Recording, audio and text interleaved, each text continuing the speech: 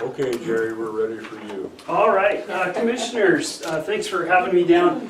So a couple weeks ago we met and we were chatted about the growth policy update, the capital improvements plan update, and updating the floodplain regulations. And one of the things that I think we agreed on is we want as tight a scope and schedule as possible. So one of the things that I think we agreed to was just to chat in a little more detail about roles, responsibilities, expectations, points of contact, and that's why I'm down here.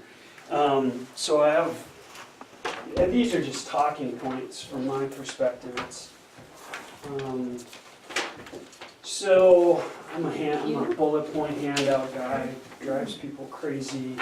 The first thing I'm going to chat about is the capital improvements plan, so I won't hand this stuff out yet.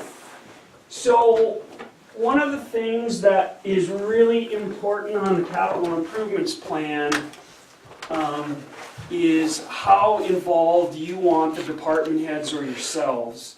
One of the things that I handed out, this is kind of a template that we use for doing inventories and prioritization, and you can see as you flip through it, it's the front page is what I would call the overall priority list, which ultimately you as commissioners are going to put together because it's your decision about your top 10, top 20. But the following pages run the gamut from bridges, roads, parks and recreation, buildings, equipment. I even threw water and wastewater in there because we have a lot of counties that have water and sewer districts.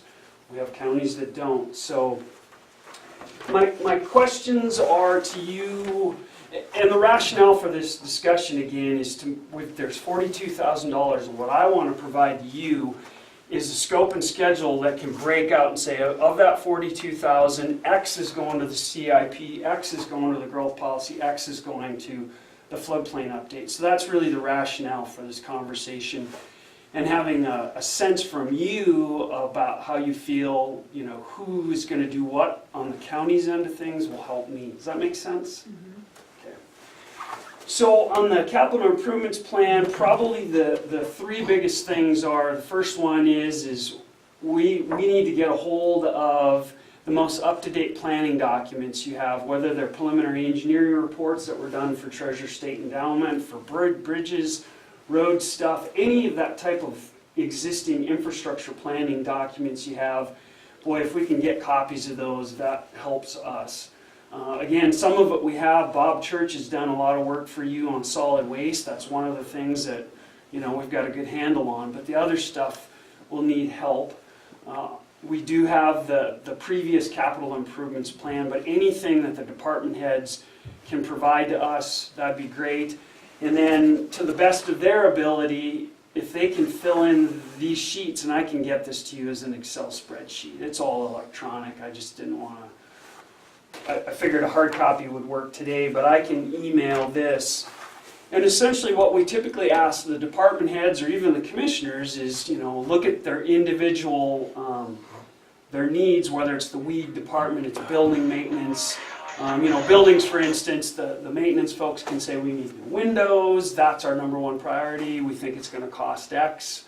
Any of that information you can give to us makes creating that update for the capital improvements plan so much more efficient. So, does that make sense? Mm-hmm. So, are you okay with that sort of approach, asking the department heads to do that sort of stuff? Yeah, I think that's the best way to go. Okay. I think the more they're engaged, the more buy-in they'll have, and the better information we'll be able to get to you, and then they'll also be able to talk to the community. Yeah. I think also we discussed that could be a potential cost savings for us as well, right? Totally. Yeah. The reality is the more that the county is, especially on the CIP, because CIPs versus growth policies, that can really be driven by the county. The more that the staff wants to take on, the less you're going to spend on the CIP. That's just the nature of the business. And that applies to growth policies and floodplains, but particularly CIPs, because your staff has the best understanding of their needs and issues. So, who would you say is the primary point of contact for me to work with on the capital improvements plan? Do you have a sense? Is it one of you? Is it Nicole? Is it somebody else? It's just, we've got 3 different projects, and you know, the public works director probably doesn't want to be involved too much in the growth policy and that sort of stuff. So do you have a preference for who would be the main point of contact for the CIP? I'll make a suggestion, if it's okay with you guys. And I would say the guy who used to work in the road department, and also who's sitting on the rec board. I see this as both hard infrastructure, roads and bridges. Sure. And I also see it as marrying up with our recreation survey in the county. And all arrows point to Daryl, if that's good with you, Mike, and that's good with you, Daryl. All these arrows at, When I sign up, They're not shooting though, they're just pointing. Yeah. I think that's the best way to go with roads, but I Yeah. think so solid waste, you wanna go with Mary. Right. And I can still help you there. okay, Yeah, I'll do what I do that. that'd be great. Thank you.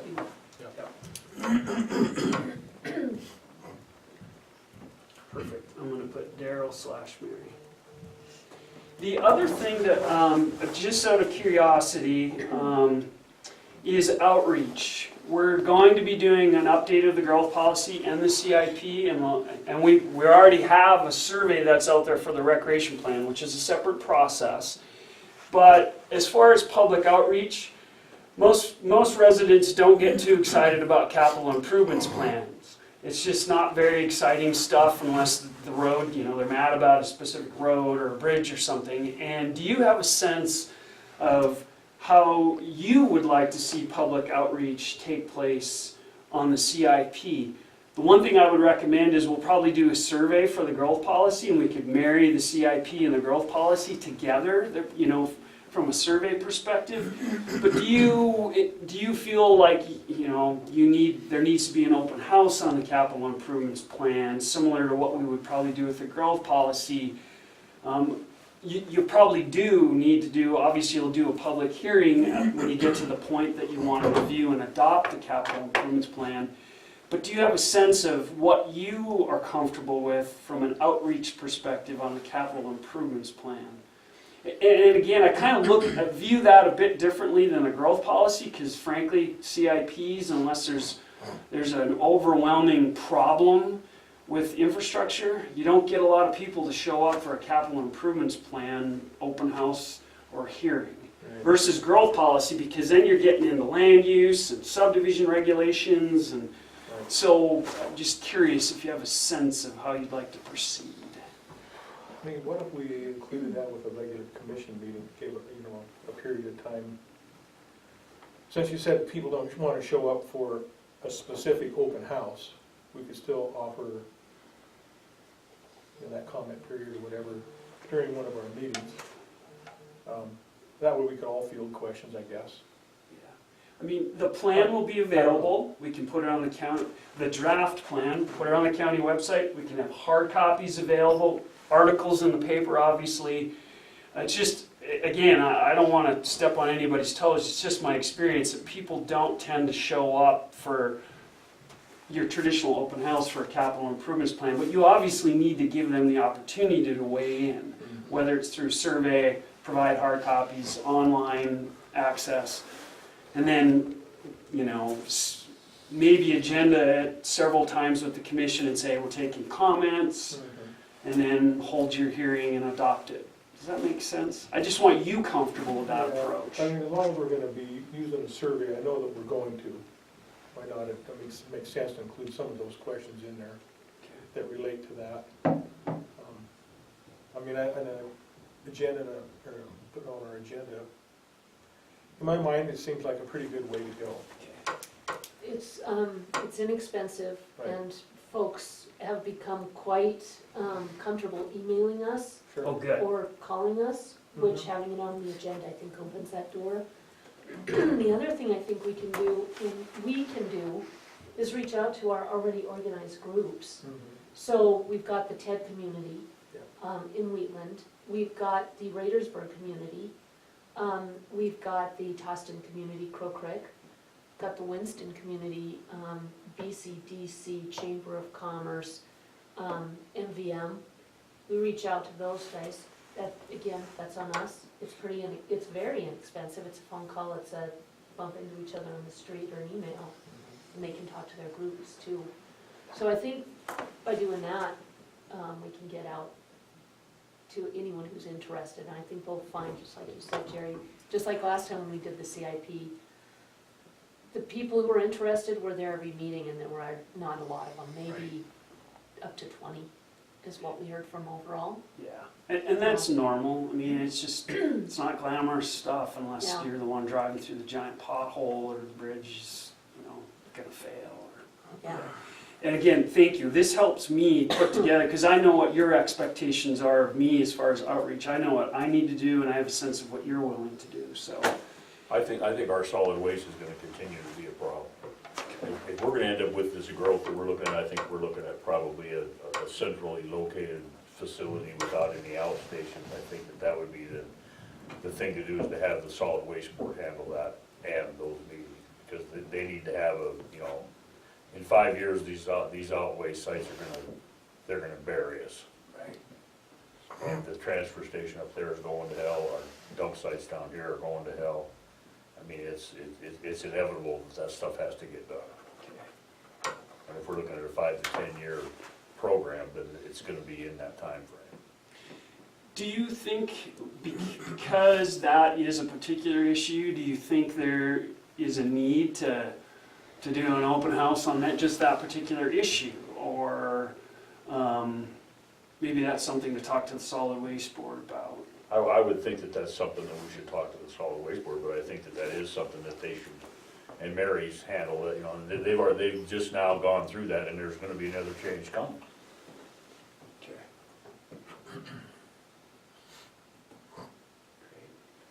Can you think of anything else on the capital improvements plan? This is extremely helpful for me to put together a scope and schedule, so. I can't. Okay. And again, I'll have this all laid out for you to review, and if there's things you want to adjust, you'll have that opportunity. Yeah, I mean, if we have that guidance, that'll be a lot easier for us, so we don't have to guess. Yeah, That information that you need, exactly. so. And vice versa. So expectations we're all on the same page. Okay, so next thing would be the growth policy. And again, this is just kind of a bullet point sheet. I'm assuming Nicole would be the point of contact for the growth policy. That just makes sense. Yeah.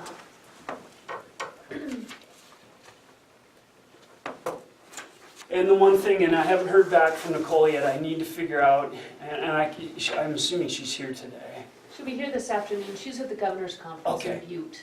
So It's over at noon. I just need to chat with the biggest question I have on the growth policy is what level the planning board wants to engage in.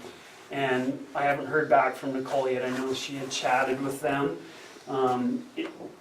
Do they want to have regular meetings? Do they want Nicole and I, along with you, put together a draft, give it to them to review, tear apart, make recommendations to you, and move on? That's a big question mark, because we don't know how many meetings that will entail. As you probably know, the biggest thing is that under the law, the planning board has to hold a public hearing and make a recommendation to you. So at a minimum, that's what the planning board needs to do. And then the other question I would have, not only for Nicole and the planning board, but for yourselves is, what level of outreach do you want to do? Again, growth policies are always, can be controversial depending upon, what the planning board or commissioners or whoever are talking about. I would anticipate we would do a survey and probably combine that with the CIP, just people get survey fatigue, plus they're related, infrastructure and planning. Definitely at least one open house. We can post online versions of the draft document. We can print hard copies for folks to take a look at. But again, the biggest question I have is what level does the planning board want to be involved in? How many meetings do we want to hold for the public? And I don't have the answer to that, so I need to get that from Nicole, just so you know. So that's that's kind of a work in progress, but I'm assuming that we can get that hammered out this week, because I want to get you something ASAP. So a question that I have, that I'm kind of new at this, you guys can help me, as far as, we know right now that we have kind of a pretty big overhaul of our subdivision regulations, just items that we've talked about. Mhm. Is that gonna go through the planning board first, or are we gonna generate that stuff from the commission side? How does that work? I think we also need to talk to Nicole about that, Mhm. and I think it's probably the growth policy first, and then updating the regs. And I don't know beyond that. Okay. If the planning board is not interested, I think we need to drive that bus. Okay. Because I think it needs to As be long as we done. kind of know ahead of time who's, like it says, driving the bus, that's work towards that means. Yeah, We don't want the planning board to give them that task and they fall short. right. It would be good maybe to have a joint meeting with the planning board and Nicole over this, maybe Okay. next week. At least the chair, Kind of give them an idea of what we're thinking right, and see how much they want to. yeah. I'm okay with that. Yeah, And that's an important point, Daryl, is that, so your subdivision regulations have to be in conformance with your growth policy, meaning that, you know, if you're gonna, you know, do updated fire standards in your subdivision regulations that could be controversial, you definitely want to make sure there's language in the growth policy supporting that, saying, we want to do a better job of providing fire protection. I'm just da-da-da-da-da. So, yeah, first step would be growth policy, and then the question mark I would have is what do the current subdivision regulations say about the amendment process? Does the planning board have to be involved or not, and at what level? And the other thing I would throw out is you don't have to reinvent the wheel when it comes to subdivision regulations. There are several documents out there, and again, the legislatures it looks like they're going to change the Subdivision and Plating Act, but nothing too major. But there are examples out there. Richland County at this point in time has one of the more up-to-date subdivision regulations in the state, and granted they deal with a few different things like oil and gas, but just the actual, the guts, meaning that the basics, there are examples out there that you can use. You don't have to start from square one. And there is also the model subdivision regulations at the Department of Commerce, which have been there for ever and ever. Maybe those will come out, but you don't have to reinvent the wheel at all. Good, that was a point I was gonna make, is that hopefully that's out there, and from your own experience and stuff that you've done with other counties, Yeah. cities, that It can help guide us down that road a little bit. Yeah, it could be a case of, you don't ever want to, it happens all the time in the state, our small cities and towns, and sometimes counties will grab a set of subdivision regulations, and they do a search and replace. You don't want to do that, but it can be close to that. And then, you know, you just have to go through a good template and identify what doesn't work for you and what does, especially, I mean, the law is the law, and the steps that you have to follow when you review a subdivision are generally written in stone, but there's what we call the design and improvement standards, the one thing that the developers really care about, that costs money. You have a lot of flexibility in road standards, fire protection, and that sort of stuff. So, yeah, I don't think you have to reinvent the wheel, so. Okay, so I will chat more with Nicole, and it sounds like you'll chat with at least the chair of the planning board next week. The public outreach is probably the biggest question mark on the growth policy. I want to make sure that we're all comfortable with where we're going, because that's time consuming. You know, drafting the document and doing research can be done relatively quickly, at least my experience, but meetings and surveys and that stuff can consume a lot of time, so. Any other thoughts on the growth policy? How many public meetings do you think that we should have? And then what I'm kind of wondering is, it would be nice not to do just in Townsend, but to go to Wheatland, maybe within our budget, Winston, Raidersburg, Crow Creek, or just Wheatland and Townsend. How many do you think we need? And we could do them daytime or nighttime. Nighttime is always better. Okay, My gut tells me I would do probably 2 open houses. I wouldn't do any more than that. One, it's really hard to get folks to show up unless they are upset about something. I mean, I'm gonna sound like a broken wheel. We're just finding this. People's lives are just so complex and busy, and they're inundated with so much anymore. I think 2 well-advertised open houses, probably one here and one in Wheatland, would probably be adequate. And now I could be wrong. I mean, you know your county better than me. I'm just going from experience. Is if you provide folks the opportunity to either do an online or hard copy survey, we get some articles in the newspaper, including the IR for the folks on the north end who might not get the paper out of Townsend. So open houses, newspaper articles, a survey, and then just provide people a lot of time to review the draft document. I mean, again, you know your county better than me, so if I'm off base, you just have to say, no, we need to have 4 or 5 open houses. My concern is that you invest a lot of resources into open houses and 5 people show up. And while there's value in that, you're also operating under, you know, a limited budget. So you need to be very strategic about how you spend that money. You know that better than me. So is it worth $1,500 to organize, schedule, and hold an open house and have 3 or 4 people show up? So let me ask this, so we're probably gonna put the survey out first, right? Yeah. So the response we get from the survey may drive what we think we need for public open house. Good. You see what I'm saying? Yeah. If we don't get much of a response, then that might tell us their interest Well, level. and You know what I'm saying? yeah, and the other thing is there anything controversial? There might not be anything controversial. Updating your subdivision regulations is required under the law. You know, what you put into some parts of it could be controversial, road construction standards, fire protection. It really depends upon if there are things that folks feel strongly about. You know, the TED, the potential development of the mine over the hill, that sort of stuff.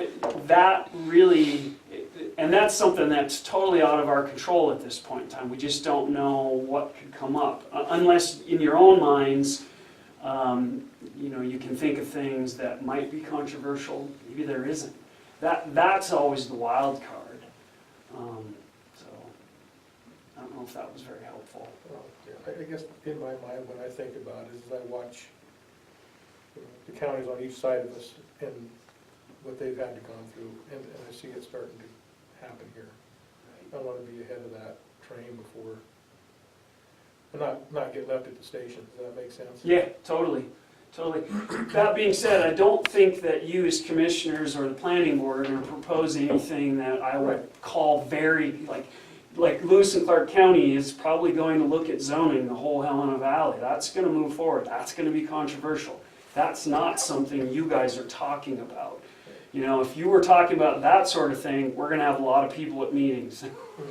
But that's not what you're talking about.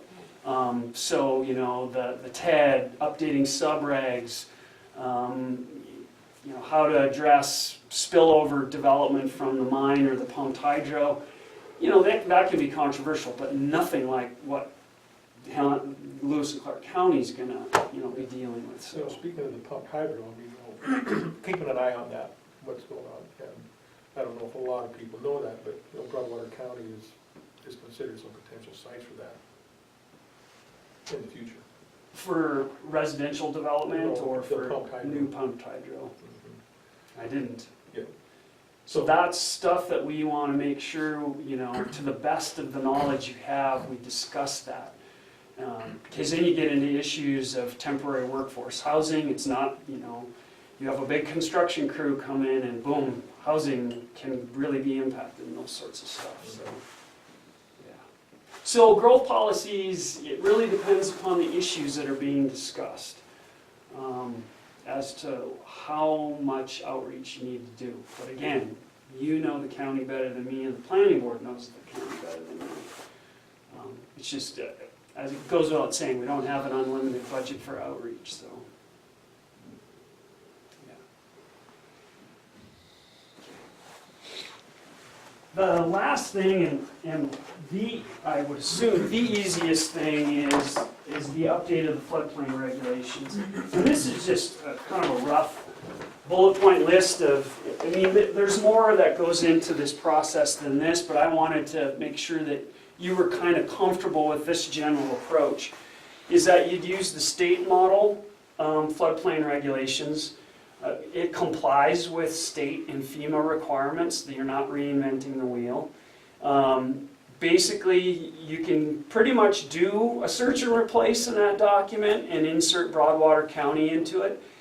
I guess what I would propose is doing that, provide you and Nicole and the floodplain administrator with a draft to look at, and if you're okay with it, send it off to DNRC and FEMA for their review.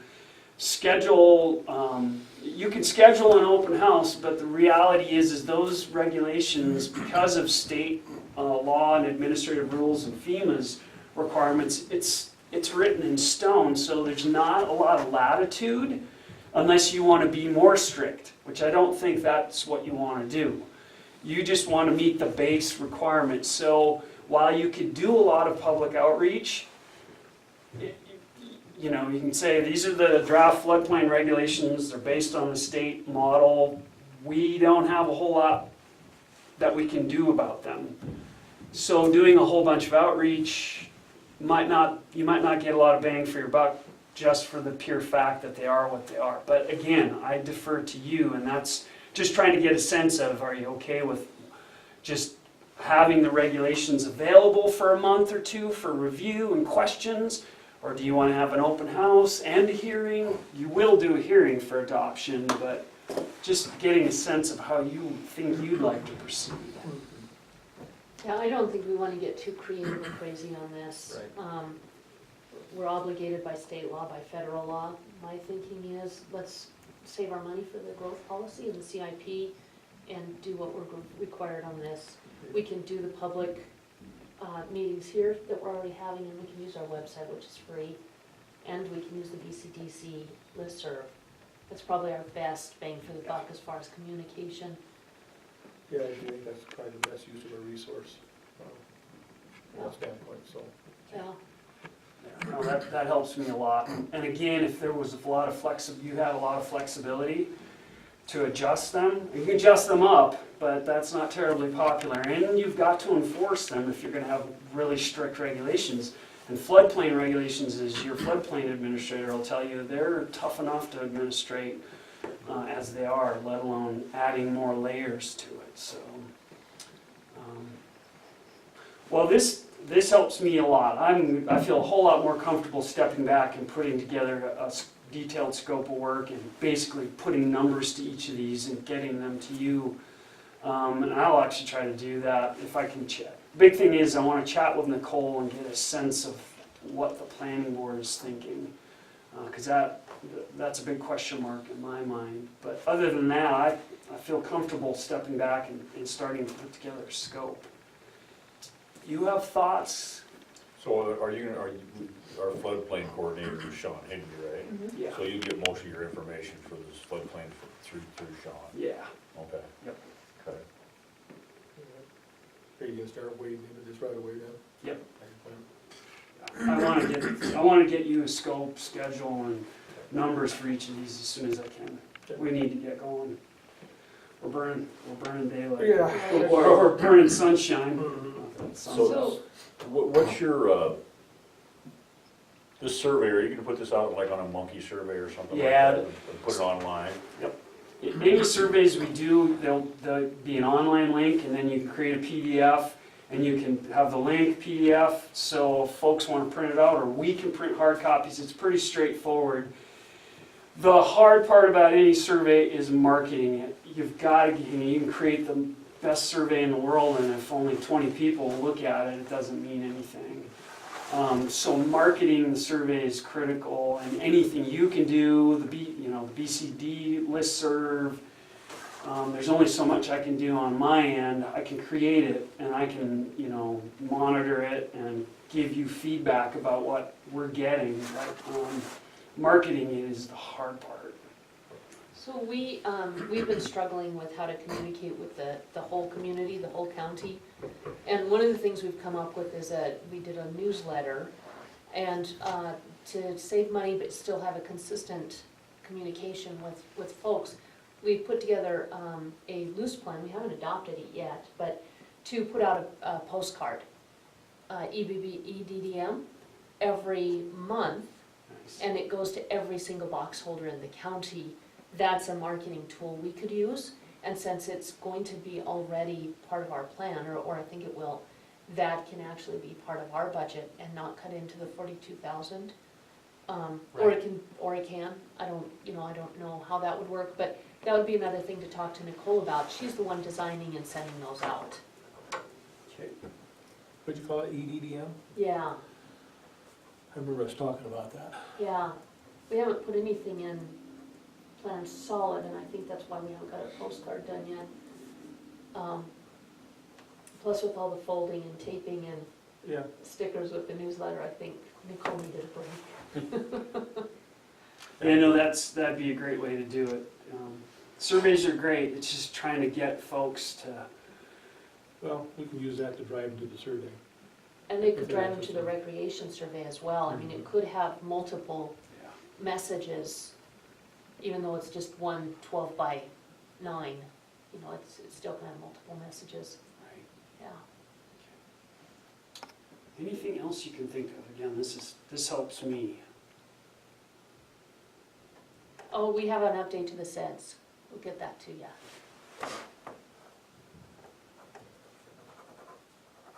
Yeah, we don't need to reinvent the wheel. Anything we can dig up. One that does remind me, I did start doing a little bit of digging on the mine and the Gordon Butte project, and I can't. They're the EAs for them on their socioeconomic stuff. They don't talk a whole lot about the spillover impacts into Broadwater, Cascade, Gallatin, Park, and whatnot. So if you can think of any sources that might be out there that I'm not finding, that'd be great. So Okay. we just want to make sure we include that. But I just started looking, so. We're actually gonna meet with the Cantina Mine folks next week. Oh, good. And actually talk to the Mark County commissioners and just kind of start opening that dialogue and find out what their thoughts are. And so maybe we'll get something from there that can help you out. That would be great. Yeah, no, we want to make sure that discussion is in there. Again, even if it's, well, it probably won't be just short-term impacts. I mean, you have the construction crews, but then you're gonna have folks who do decide not to live in White Sulphur. They may go to Belt, they may come to Townsend, they could go to Livingston or Harlow, who knows, so. And we all know that few families can make a big positive difference on a community, so. Yeah. All right, well, with that, I will get out of your hair and get to work. Thank you, Gary. Thank you, you. Jerry. And nice to see you. Nice to see you.